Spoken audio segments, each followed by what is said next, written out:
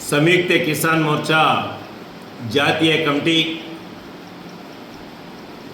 20వ తేదీన సార్వత్రిక సమ్మెను జయప్రదం చేయడానికి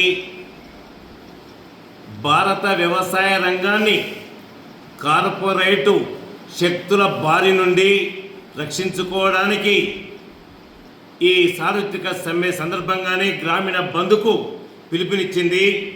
ఈ వెలుగులో ఈ నేపథ్యంలో ఒకటి ప్రధానంగా 2014 పార్లమెంట్ ఎన్నికల్లో బీజేపీ మోడీ వ్యవసాయ రంగంలో స్వామినాథన్ కమిషన్ సిఫారసులు అమలు జరిపి రెండింతల ఆదాయం తెచ్చిపెడతానని, అట్లాగే రైతాంగ ఆత్మహత్యలు నివారణ చర్యలు చేపడతానని హామీ ఇచ్చి ఎన్నికల్లో ప్రచారం చేసి అధికారంలోకి వచ్చారు।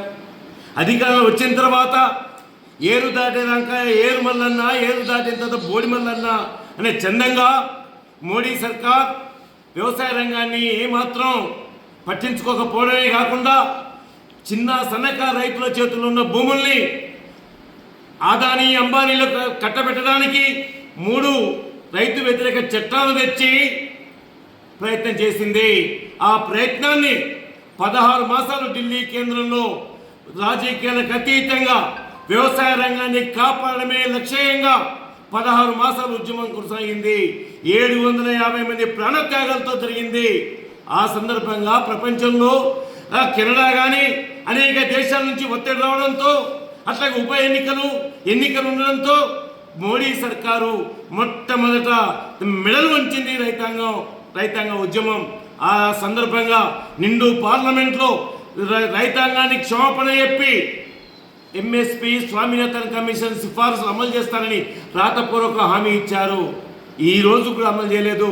పార్లమెంటును మోసం చేశాడు, దేశ ప్రజల్ని మోసం చేశాడు, రైతాంగాన్ని మోసం చేశాడు।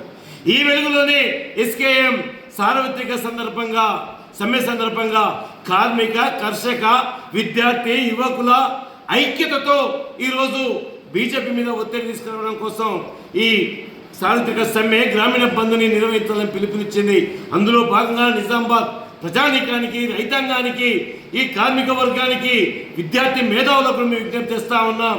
20వ తేదీన జరగబోయే గ్రామీణ బంద్ని రైతు కూలీలు పాల్గొనాలని, అట్లాగే ఉద్యోగులు అన్ని ఫ్యాక్టరీలను కూడా మూసేసి తమ నిరసనలు వ్యక్తం చేసి విజయవంతం చేయాలని చెప్పేసి సంయుక్త కిసాన్ మోర్చా నిజామాబాద్ జిల్లా కమిటీ విజ్ఞప్తి చేస్తూ ఉంది। అందుకనే ఈరోజు కార్మికుల సమస్యల పరిష్కారానికి కార్మిక సంఘాలు పోరాటం చేసి, త్యాగాలు చేసి, ప్రాణ త్యాగాలు చేసి ఆ ఉరికంబాలు ఎక్కి సాధించుకున్న చట్టాల్ని ఈరోజు ఒక కలంపొడితో రద్దు చేసే ప్రయత్నం చేస్తూ ఉంది। అందుకే ఈ సమ్మెను జయప్రదం చేయమని చెప్పేసి మరొక్కసారి పిలుపునిస్తూ ఉన్నాం।